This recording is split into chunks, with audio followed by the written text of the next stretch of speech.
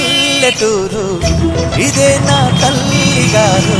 మా ఊరి పాడి పంట రాములోరి దీవెనంట.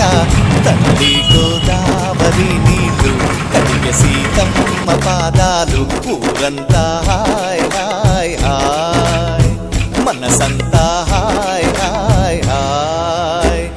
ఇదే నా పల్లెటూరు, ఇదే నా తల్లి గారు. మా ఊరి పాడి పంట రాములోరి దీవెనంట.